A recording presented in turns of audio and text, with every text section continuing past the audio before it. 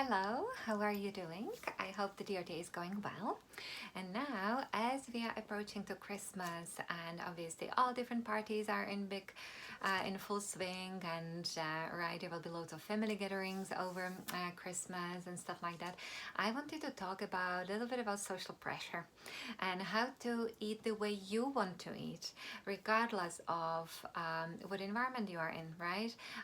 Whether you are with your family, whether you are with distant relatives you haven't seen in a while, and maybe the way you eat has changed, and basically, yeah, regardless whether regardless of how people around you are eating, because honestly, our food choices are deeply personal, right? I am sure that, whether you have been vegan, whether you have been maybe avoiding this or that, whatever it is, just your personal style of eating may have been a source of different questions and maybe even sometimes of tension when you are basically right in social situations.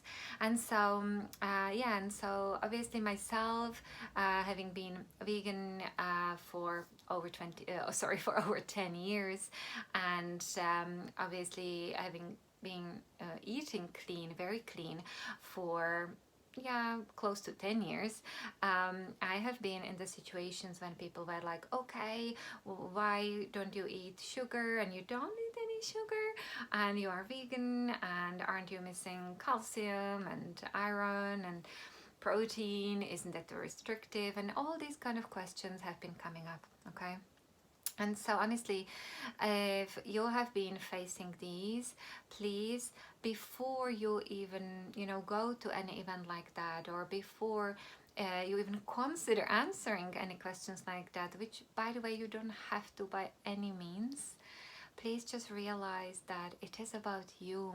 Your journey is about you, about your goals, about your personal why. It is about, your joy, and it is your personal choice and right to eat the way you want to eat, okay? And the truth is that we always pose a mirror to others, right? Whenever we do something differently.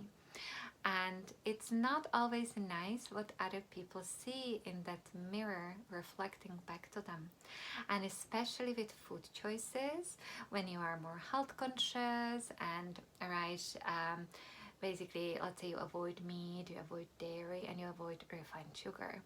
And these are generally things people know, if not totally, they should at least cut back on, right? And so when they see you doing that, they believe that you think that you are better than them. Okay, they take it personally. And it's people like these who take it so personally, and they take it almost like an attack on their own values, on their own way of being. These type of people, they often come back to you with different kind of questions, which may not be very comfortable. And so, so I always just think, you know what, don't engage in the conversation like that. There is no need, because you know why you do what you do, right? You know how you want to feel inside your body. You know, you just know your why. And there is no need, no reason to be explaining to others and defending yourself, right? And also, because it is so emotional and personal, it can become very heated, this type of conversations. And so my strategy is either, oh hello, there was money there.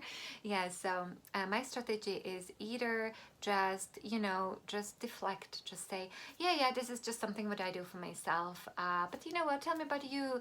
I love your new haircut, or what about the new job you have got, or tell me about you just got your apartment painted, right? Just deflect, just change the topic, and change and turn the attention onto the other person, right? That way you don't even need to answer, right? You don't even need to engage in that conversation.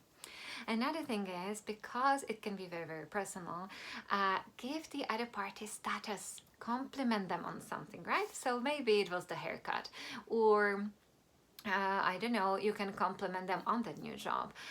Okay, just give them status, like, you know what, I actually haven't seen you for that long and you look so well. Just compliment them, feed them status, so you calm down their nerves, their potential insecurities about their own health, about their own food choices, about their own body, right? And that way, again, the conversation will just flow differently and you don't need to even talk about food, right? Now, if somebody is extremely persistent and just wants to talk about food, never mind what, you can tell them, you know what, this is actually something I'm doing for myself, and it's been working really well for me. And you can go further. You can say it's actually doctor's orders. Often, when people hear there is a third party involved, some authority like a doctor, right? It calms them down, and they just don't want to even discuss it anymore, right? Another thing is the same strategy. You can just say, you know what, this seems to be working for me, but don't worry about it. This is not probably, this is not probably good for everybody, so no worries. And again, change the topic. Okay, so these are a couple of strategies which you can approach or use during having conversations with your loved ones, with friends, with family, with your coworkers, with your colleagues, right?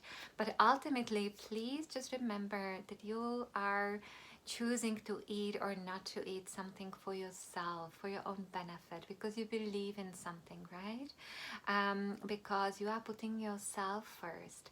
And if some other people are using it as a means of conflict, confrontation, as they feel upset by that, it is their choice, and you can make it easier onto them for sure by, as I said, not engaging in the conversation, or just saying, you know what, it really makes me happy and it really works for me, but don't worry about it, it's probably not right for everybody.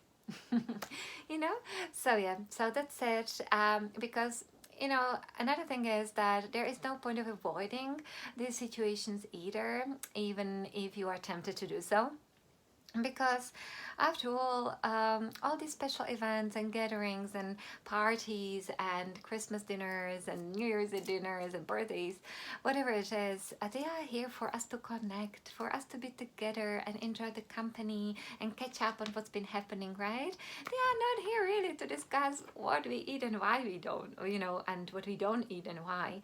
And so let's make it about really belonging, and about just love and compassion and talking to each other and being there with each other and for each other. And if food is triggering for somebody, don't even go there. That's it.